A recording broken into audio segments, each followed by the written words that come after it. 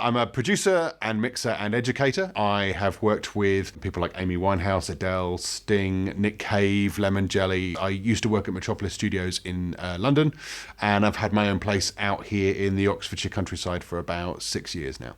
I had used a Bacasti M7, as I said in the past, and it was only like a couple of times and really, really enjoyed it.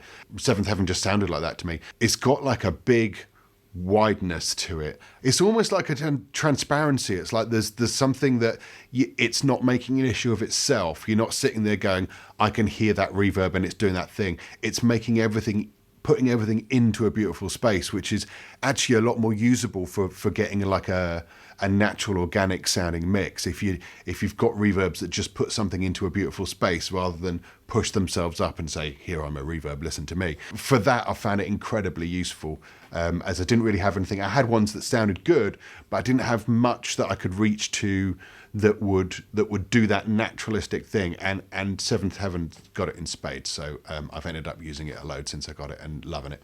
I don't know how they've done it, but there's something about it that just makes it sit really nicely within mixes, so saves me time. I mean, much like the Seventh Heaven is very naturalistic sounding, the Cinematic Rooms is very natural as well. So you do get, as well as it being quite musical when you turn it up, if you're just using it subtly, it puts it in a really subtle space where you're not listening to the reverb, you're focusing on the thing that you want people to focus on, the performance, the artist, and it's just being put in a beautiful space. No offense to the guys at LiquidSonics, because obvious geniuses. I think maybe the name, if it's got cinema in it, it makes me think it's for a post thing. So the cinematic bit made me think initially it's post, and it's rooms, which makes you think, like in a post-production environment, you might need, a parking garage and a bathroom and things like that. You might need a lot to put people into those settings as they are on screen, which you don't need those kind of reverbs when you're making music, or at least far less. So yeah, my initial thing was sort of led by the name, and then I jumped to the wrong conclusion on that. And then obviously having heard it, they've got those. Those just aren't the ones that I use. I use the more musical ones that are more for music mixing. I remember texting a friend of mine when I first had a go on it, which was, I said something like, this plugin's dangerous. And it sounded so good, I was putting too much on it.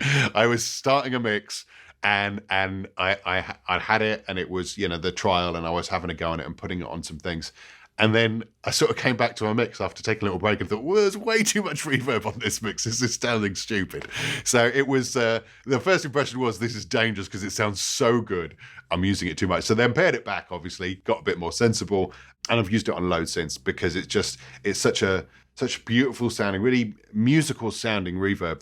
Everything that I try it on just seems to it adds to it. It makes it sound better.